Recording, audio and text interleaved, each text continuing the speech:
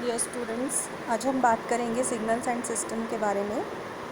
आप जानते हैं कि signal contains the information, so these signals can be represented mathematically and we will be studying more about the signals and we will be performing some operations on the signals along with the systems. So let us see कि signals क्या होते हैं, systems क्या होते हैं। तो हम ये बोल सकते हैं signals are the function of one or more variable, एक या एक से ज़्यादा इंडिपेंडेंट वेरिएबल का फंक्शन होता है सिग्नल। जैसे कि एग्जांपल के लिए वोल्टेज सिग्नल, इसको हम वी से रिप्रेजेंट करते हैं। T means time, so voltage is function of time. Similarly current C T, तो current is the function of time.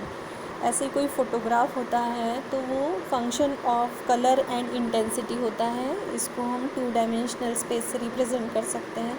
Video signal होता है, video signal colour, intensity and time in तीनों पर डिपेंड करता है। तो इंडिपेंडेंट वेरिएबल कितने हो गए इसमें? Colour, intensity and time, 3 independent variable हो गए। तो ये एक मल्टी डायमेंशनल सिग्नल है। 2 या मोर देन 2 सिग्नल्स पे यदि डिपेंड करता है कोई सिग्नल, 2 या 2 से ज़्यादा इंडिपेंडेंट वेरिएबल्स होते हैं तो उसको हम मल्टी डायमेंशनल सिग्नल कहते हैं। वैसे ही यदि हम सिस्टम के एग्जांपल्स देखें तो एक ऑसिलोस्कोप, कंप्यूटर मॉनिटर और एक्सीलरेटिंग मास या capacitance, these can be the examples of the system. So mechanical and electrical system का एग्जांपल यदि हम देखते हैं तो जो येलो से मार्क है that is example of mechanical system, जो रेड से मार्क है that is example of electrical system. हमको पता है force is equal to mass into acceleration होता है, तो एक्सीलरेशन को हम rate of change of velocity से डिनोट कर रहे हैं dv बाई dt। तो force into mass into dv by dt is equal to force. तो ये हमको आउटपुट सिग्नल मिल रहा है यहाँ पर फोर्स। इलेक्ट्रिकल सिस्टम में क्या होता है, हम किसी कैपेसिटर को वोल्टेज इनपुट अप्लाई करते हैं तो हमको आउटपुट करंट मिलता है IT is equal to C dv by dt। So ये 2 एग्जांपल्स हैं कि इलेक्ट्रिकल एंड मैकेनिकल सिस्टम्स के एग्जांपल्स है। इसमें आपको एक सिमिलैरिटी मिल रही है, आप कुछ रिलेट कर सकते हैं। क्या सिमिलैरिटी मिल रही है? दोनों टाइम डोमेन सिग्नल्स हैं। तो यहाँ पर अभी हमने देखा कि सिग्नल्स को हम मान सकते हैं it is a function of one और मोर इंडिपेंडेंट वेरिएबल। और सिस्टम्स से हमको क्या समझ में आता है कि they are the physical models, जिसको हम कोई इनपुट अप्लाई करते हैं तो हमें आउटपुट मिलता है। They are known as the systems. Now we talk about the signals.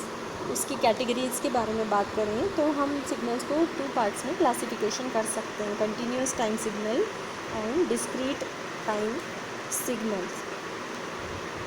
So discrete time signals और कंटिन्यूस टाइम सिग्नल आगे डिस्कस करने से पहले हम डोमेन के बारे में बात करते हैं। What is a domain? जैसे अभी हमने बोला कि VT is signal independent variable जिसमें कि टाइम है, और VT is time dependent signal. तो VT को यदि हम ग्राफ बनाते हैं तो क्या होता है, एक्स एक्सिस पर हम टाइम लेते हैं, वाई एक्सिस पर वोल्टेज लेते हैं, ठीक है। सो वाई एक्सिस पे वोल्टेज लेने के बाद हमको एक साइन वेव टाइप का प्लॉट मिलता है, तो हम बोलते हैं सिग्नल को हमने टाइम डोमेन में रिप्रेजेंट किया है, ठीक है। नाउ दिस टाइम, किसी भी सिग्नल का time period is related with the frequency. 1 upon time is equal to frequency. तो फ्रीक्वेंसी और टाइम में भी रिलेशनशिप है, ठीक है। तो टाइम डोमेन को हम फ्रीक्वेंसी डोमेन से रिलेट कर सकते हैं। तो जो टाइम डोमेन यदि हमारा मेन डोमेन है तो फ्रीक्वेंसी डोमेन हमारा को डोमेन हो गया। तो एक ही सिग्नल को हम मल्टीपल नंबर ऑफ डोमेन्स में रिप्रेजेंट कर सकते हैं और हम एक डोमेन से दूसरे डोमेन में सिग्नल को कन्वर्ट भी कर सकते हैं। तो ये जो रिलेशनशिप बिटवीन 2 डोमेन्स है, डोमेन एंड को डोमेन, इसको हम मैथमेटिकली रिप्रेजेंट कर सकते हैं, जो कि हम जब ट्रांसफॉर्मेशन पढ़ेंगे तो हम आगे पढ़ेंगे उसकी, ये जो डोमेन का कन्वर्शन है, ठीक है। नाउ जैसे कि एग्जांपल है, एक स्पीच सिग्नल है, इसको हम acoustical pressure as a function of time represent कर सकते हैं, या इसको एक इलेक्ट्रिकल सिग्नल जैसे भी रिप्रेजेंट कर सकते हैं, या इसका स्पेक्ट्रम भी हम देख सकते हैं। तो जब हम स्पेक्ट्रम देखते हैं तो हम इसको फ्रीक्वेंसी डोमेन में रिप्रेजेंट करते हैं।